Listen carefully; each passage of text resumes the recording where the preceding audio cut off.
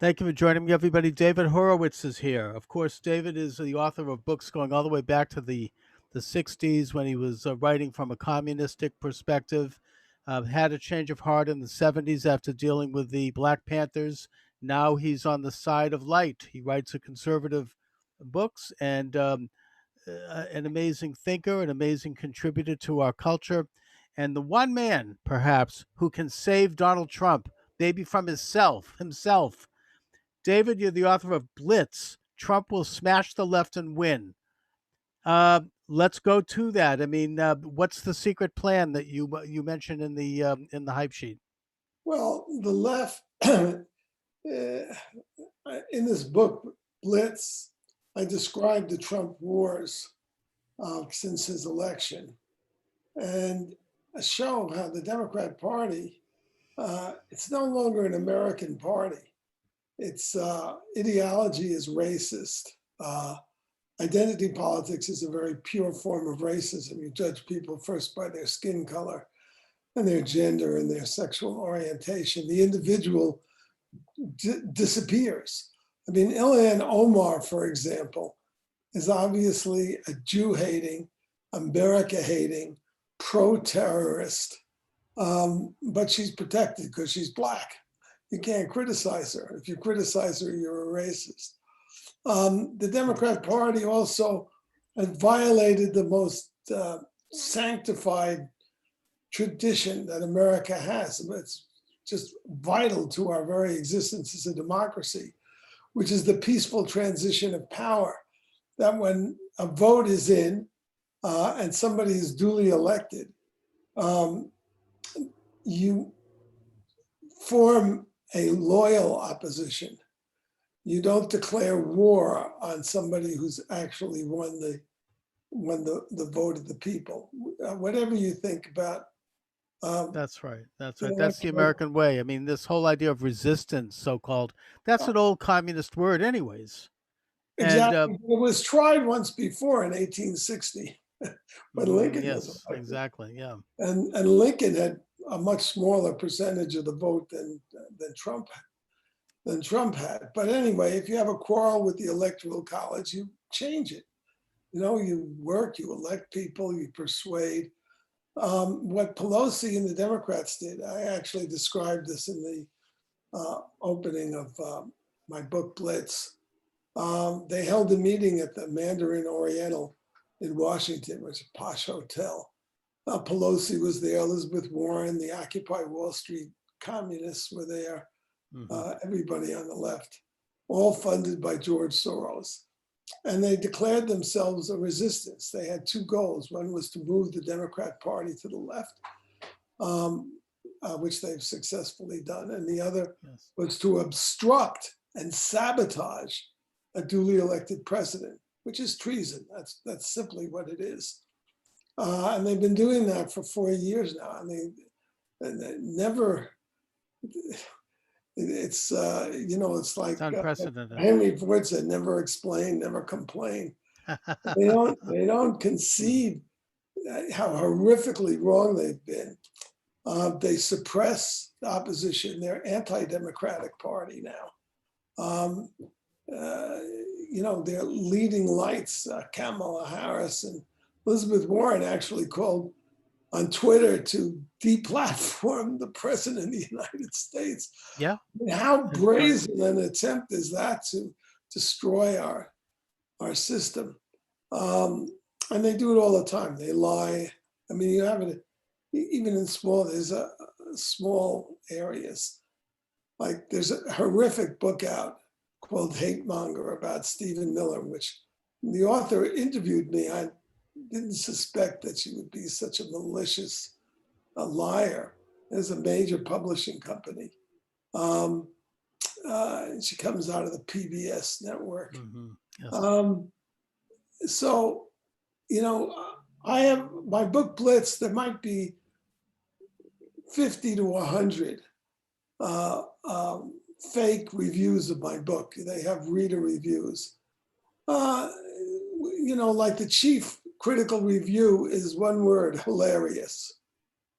Probably didn't even read it. No, well, they definitely didn't. Yeah. Amazon at least puts verified purchase, and these are all unverified. So they're all just attempts to sabotage the book. So I've always, admired conservatives for restraining themselves and not going up. But with this book is so malicious, and it portrays me as a white supremacist. Oh my God. Yeah, White, that seems to be the fallback now. Everyone having is. indoctrinated Stephen Miller into becoming one. Yeah. So I just And you'd be an anti-Semite too if you weren't a Jew. went up to Amazon and I put this book is fiction. The author interviewed me. She either didn't listen to anything I said or didn't say it. I've written 3 books on race, all of them around Martin Luther King's vision that you judge people by their character and the color of their skin. So I immediately get a note back from Amazon that we're not publishing your review. So that's part of the what I call the creeping totalitarianism. Actually, it's more than creeping; it's galloping here. If the Democrats were to win the November election, which I fervently believe they will not, they would be instituting a totalitarian state. And why do I say that? Well, 47% of the states, 47 of the 50 states have hate crime laws. Very un-American. Hate crime is a thought crime. Exactly. It's not an action. So if you kill somebody, that's a crime. Why? Right. I mean, if you hate someone, then you can use that in the course of a trial to prove a crime. But hate itself is not a crime. Only in communist China, where they execute an average of 50,000 people a year for political crimes. A hate crime is a political crime. It runs completely against the American system. So, and you see, the Democrat Party has completely embraced this doctrine. If you believe in a country should have borders, period. It's a hate crime. This country, you're guilty of a hate crime. You're a racist. They just don't have the power to enforce it. But Kamala Harris is on record actually saying if she gets in the White House, she's going to first prosecute Trump and then all his followers. Oh yeah, and anyone who's ever had met with him once in a hotel. I mean, it's it's sickening. This of all the political books I've written, this one's the most important because it documents over a wide range of issues and over a time period when the Democrats tried to impeach Trump twice, but a wide range of issues like race, like terrorism. I've documented how the Democrats have reacted and what that reflects. And I basically don't sugarcoat what I have to say. As usual. People are terrified now. I mean, we have fear in that. Well, but then, there's 2 kinds of terror. One is terror about what's happening to the country. Another is terror that if you open your mouth and say make a politically incorrect statement, you'll have your life destroyed, which has happened to quite a few people. Yes. Of course, the first victims are leftists because they're in institutions that the left controls. Like this very liberal editor of the New York Times opinion section who lost a 20-year career because for the crime of publishing an op-ed by a United States senator. I mean, I'm unreal. Oh no! Goya Beans is being boycotted because the head of it said something positive about Trump. I mean, it's really ugly. Yeah, why I have a confidence that we're going to win this battle. What do you think they're going to throw at us, though? I mean, I think there's 2 things we already see manifesting. Firstly, the regulation and censorship of the internet. And programs like mine and like some big programs who are pulled off the air overnight. And the second thing is that they're pushing a lot of agitation around this claim that Trump doesn't, wants to defund the post office. while they're stuffing the ballot boxes all over the country. It's unbelievable. The Democrat, I mean, their naked attempt to steal the election. There's no excuse. First of all, mail-in ballots are a disaster. Here you have a post office where the postal union has endorsed Biden. So you're going to send out, let's see what Gavin Newsom sent out, 21 million ballots. Now, how many, and they'll be in bags. So how likely is it that there'll be a postal worker or 2 or 10 or 100 that'll drop off a bag of ballots to a safe house where another Democrat will fill it? These are anonymous ballots. We'll just fill in Harris Biden and throw the election. And there's no rationale for it either. People go to supermarkets. So you stretch out, let's say, instead of having one election day, we have 3, and you open the basketball gymnasiums of high schools and socially distance people. What's the big deal? If you think that COVID is that kind of a threat. But when you see how the Democrats, they're all on the same messages. They've changed. The Democrat Party is a communist party today, not only in its behavior, where everybody marches in lockstep and nobody steps out of line. Political correctness is a phrase coined by the greatest mass murderer in human history, Mao Zedong, to keep party members in line. It means you're just deviating. Yes. That's the word from the party line. You'd go to re-education camp if you do that. Yeah. Or sensitivity training, or they'll send you to the gulag. But David, I was going to say, not only are they communists in their methods, but they're communists in their goals. Republicans are so damn polite. The Green New Deal isn't socialism; it's straight out communism. You can't. You have Elizabeth Warren saying, "On the day I'm elected president, I'm going to destroy the fracking industry and then the whole fossil fuel industry." That's by executive order. I mean, that should be enough in normal times to have anybody thrown out. Yeah, I mean, that's crazy. They've tried 2 coup attempts. They've tried manipulating the coronavirus in a way that's, shutting down the country. They're now doing communist riots in the streets where they're burning black businesses and looting black neighborhoods and killing black people, all in the name of helping blacks. What are they going to do now? I mean, we only have 2 months left. I shudder to think about what they're going to pull now. I hear they're planning a march on Washington, a 50-day siege of the White House. Oh, boy. Good luck. Well, that will elect Trump. Yeah, good luck to that. Down on the left, not to know when to stop.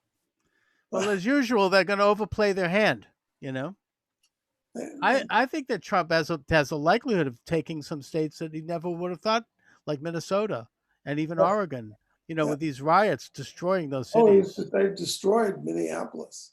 It's just unbelievable. I don't know if you've seen those videos of a car going through Minneapolis. Everything is boarded up. It's over. People are afraid to go into town. So we shouldn't believe these very disheartening polls that come out showing Biden ahead by 10 points. The polls are usually ridiculous. The 10-point polls are all national polls. They mean absolutely nothing. And people are not saying what they believe. For good reason. Done polls on that. That 62% of Republicans will not tell you what they think because they don't want to be canceled. They don't want to have their lives wrecked by these, fascist communists. Of course, if you step out, I mean, you put your life in your hands. Rasmussen just released a poll showing that 35% of African Americans are not in with Kamala Harris. Yeah, that's hard. To be less. Look, the Black community is pretty conservative. It's been trapped by the Democrats because they're such brazen liars. And they managed to persuade Black people to vote for them, even though they get screwed every time a Democrat's elected. But their values are conservative. It's 80% of the Black community wants more police. 80%. Yeah. I What mean, you that have whole thing was a here white is a suburban thing. radical fringe funded by Hollywood, probably mainly white Hollywood, a lot of Black athletes. Morgan Stanley, the Ford Foundation, and the giant Nike. And that's not the Black community. I mean, they're the ones who suffer from all this. What do you think George Soros is going to pull off or try to pull off in these last months?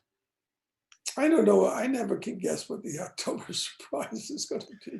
Yeah, I mean, I shudder to think, given what they've already done and what they're capable of. I mean, it's they're not going to go down quiet. I think that they've shot their wad. I mean, that's one thing I discuss in my book, BLITZ, Trump Will Smash the Left and Win, is that it's like the boy who cried wolf. How many times can you say Trump's a racist before people go, that's ridiculous. What the hell are you talking about? The big lie is finally bubbling up. And you twist what he said over Charlottesville and persuade people. You have to be a Trump hater to begin with, to believe. They've got everybody who's drunk that Kool-Aid. Oh yeah, I mean that's maybe 25-20% of the country, which is fine. Let them have it. Anyway, David, so let people know where my viewers know where they can get your excellent book. Yeah, you should be able to get it anywhere. That there are little sabotage attempts like at Amazon. They say it takes 1 to 2 days. They have like 30,000 books in their warehouses, so it shouldn't take 1 to 2 days. But you get it at Amazon. You can get it at Walmart, Target, Sam's Club, probably Costco, Barnes and Noble. Good. Or you can go up to Newsmax and they have an offer where you get the book for free if you take 4 months subscription to Newsmax. Great. All right, David Horowitz, thanks so much for joining me today. I really appreciated it. Charles, appreciate it. All right, thanks a lot. Take care.